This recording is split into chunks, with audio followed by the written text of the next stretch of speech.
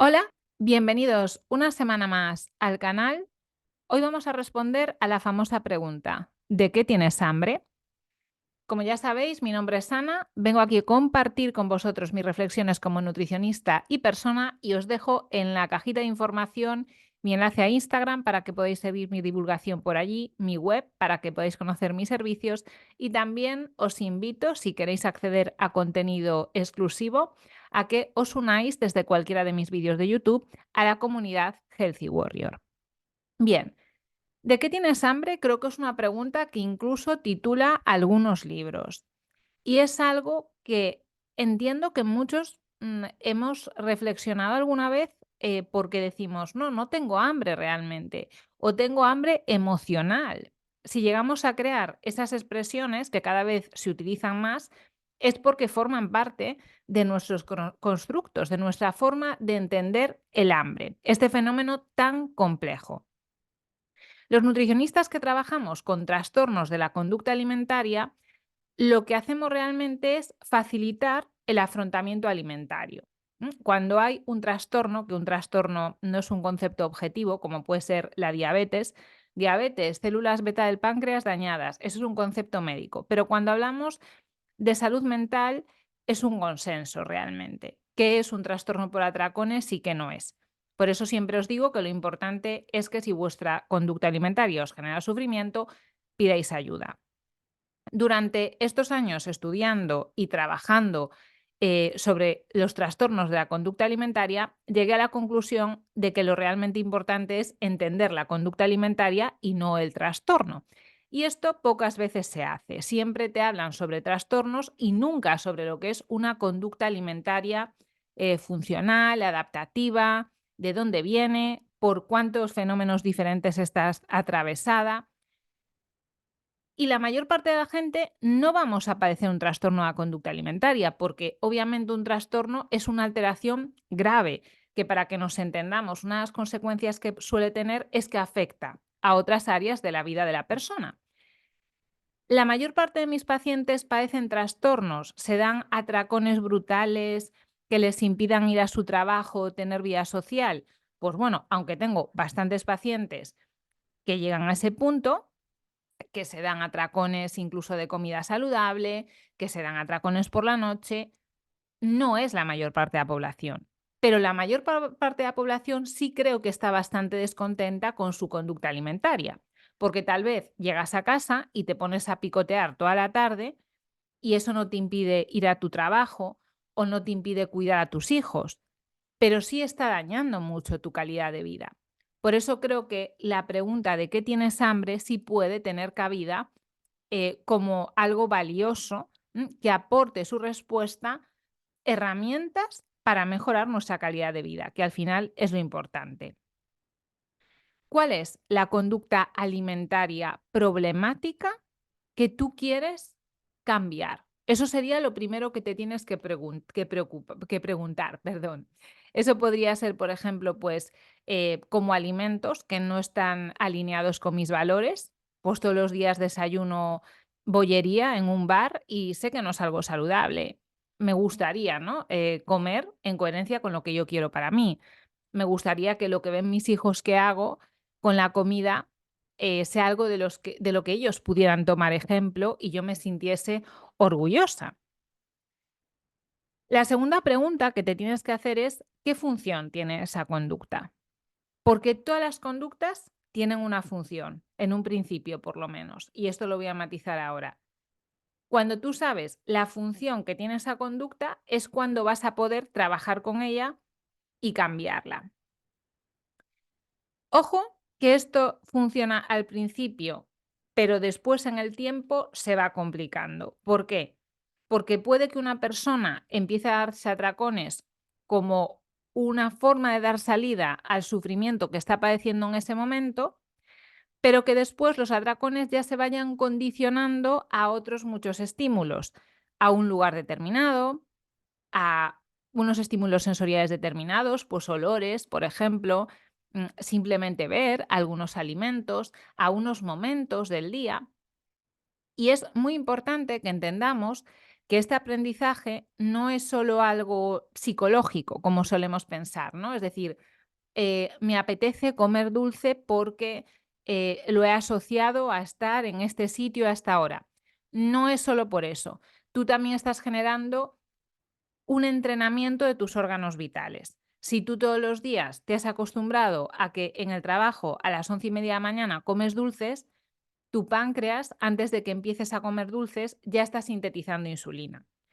Por eso siempre intento que os quede claro que tener una estructura alimentaria saludable no es un capricho que venga dado por que yo quiera que todo el mundo coma sano. No, es que trabajar solo con vuestra conducta, con algo tan abstracto, va a ser muy complicado.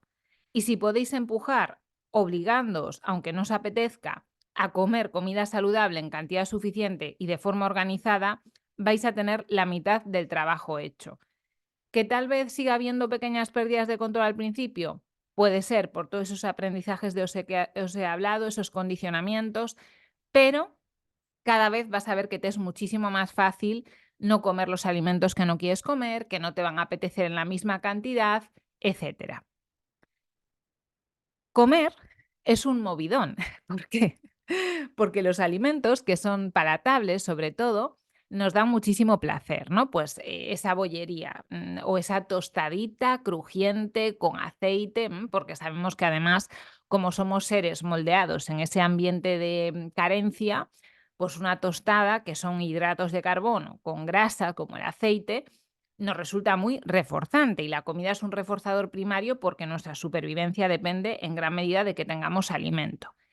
Entonces, por un lado, los alimentos a los que tenemos acceso hoy en día nos da muchísimo placer.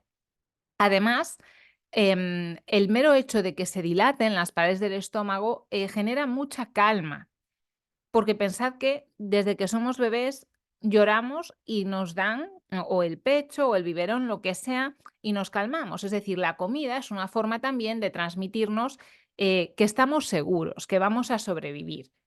Por eso es una señal la del hambre muy compleja. ¿Qué es lo que está claro? Que si tú a día de hoy comes para aliviar tu sufrimiento, igual que cuando eras un bebé y llorabas y te daban un bibe, o cuando eras un niño pequeñito y llorabas porque te aburrías o porque no tenías lo que querías y te daban una chuche que te gustaba, pues si tú sigues replicando eso, comiendo por esas motivaciones infantiles, lo más probable es que poco a poco te estés cargando tu salud y también, pues a nivel estético, el físico es una de las cosas que más estrés genera a las personas. Es decir, yo tengo muchas clientas que me lo dicen, o es que yo no me puedo mirar desnuda al espejo, o es que yo no me puedo poner una camiseta de tirantes aunque me esté muriendo de calor porque me da vergüenza cómo se ven mis brazos. Y si bien entiendo que vivimos en una sociedad que nos exige mucho a nivel estético en todos los sentidos, porque no es solo el físico, tenemos que ser realistas. Tú ves los platos que algunas personas suben a Instagram y dices, Dios mío, si parece que está en un restaurante de 5 estrellas. Cuando tú estás trabajado interiormente, y por ejemplo en mi caso, pues mira, es que cocinar es algo que no me gusta, en lo que no quiero invertir mi tiempo porque tengo otras prioridades en la vida y no me genera ningún tipo de desasosiego que haya personas que coman comida súper elaborada y súper bonita, porque es que realmente no es una prioridad para mí. Por eso, si tú a nivel estético estás en ese punto, mira, es que a mí me gusta comer bollos todo el día y para mí la estética corporal no es importante. Bien, si tú tienes una conducta que es coherente con tus valores, no te debería de generar sufrimiento porque tú estás seguro de lo que estás haciendo con tu vida. Pero la mayor parte de las veces no es así, sobre todo porque ya no es no tener un abdomen perfecto o tener unas piernas con cero celulitis, sino que estamos hablando de cuerpos que nos impiden tener una vida sana, ¿no? Que nos apetezca subir unas escaleras, dar un paseo, estar cómodos, etcétera. Cuando una persona come por aliviarse de su aburrimiento, de su soledad, de su crisis existencial, lo que tiene que hacer es A o B. A es aprender a transitar eso, aprender a transitar mi soledad, aprender a transitar mi aburrimiento, aprender a transitar que me he dado cuenta que mi pareja o mi trabajo o mi vida no me gustan.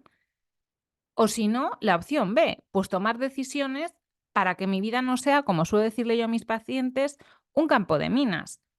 Porque si en parte yo estoy picoteando porque no soporto mi cuerpo, pues aquí tengo dos opciones: o acepto mi cuerpo o cambio mi cuerpo. Pues con tu trabajo, con tu soledad, con tu aburrimiento, es exactamente lo mismo, es que no hay otra salida.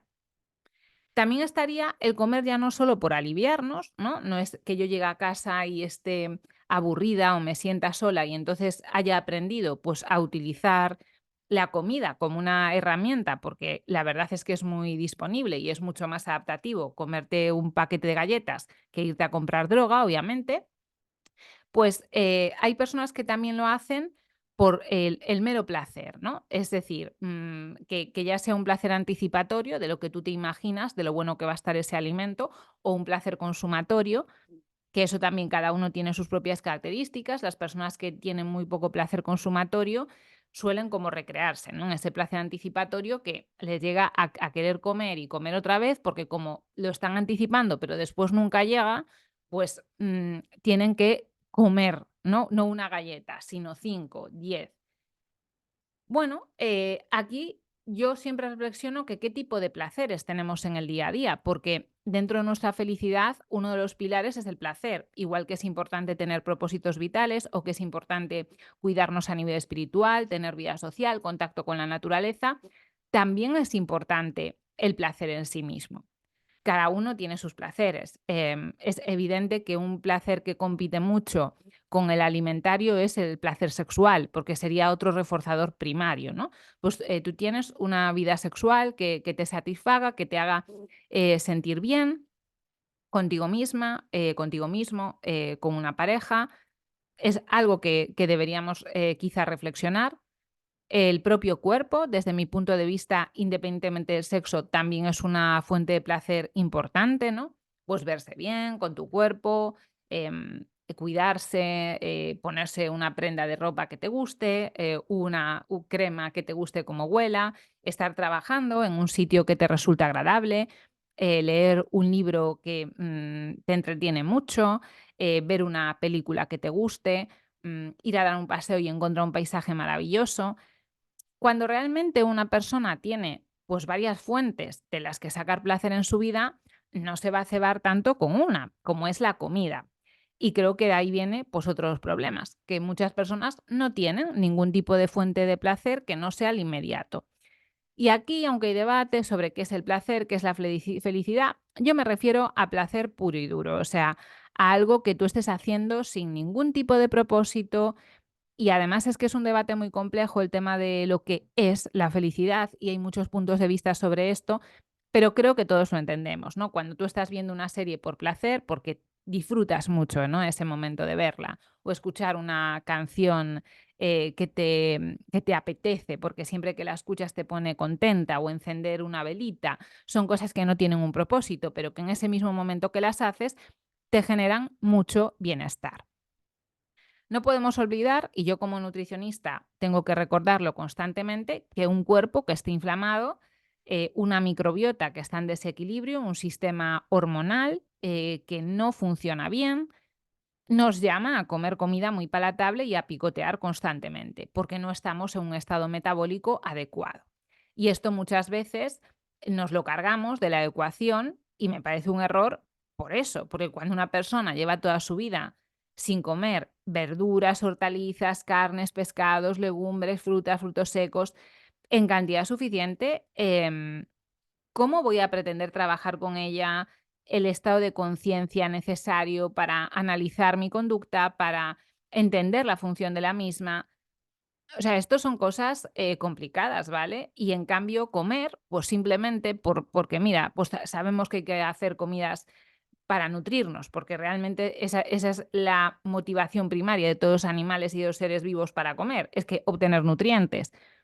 Si tú no obtienes nutrientes de tu alimentación, si lo único que obtienes de tu alimentación es inflamación, pues también eso te está impidiendo tener el hambre funcional y adaptativa que hace que tu vida sea cómoda. Para mí, una buena dieta optimiza la salud mental, no te la quita, por supuesto. Ya sabéis que yo hablo en muchos vídeos de Whole30 porque es un programa que me gusta mucho y que aplico en consulta bastante, que es ese reseteo de 30 días en los que solo estás comiendo comida con forma de comida. Me refiero a que no puedes imitar unas tortitas, un bizcochito, etcétera.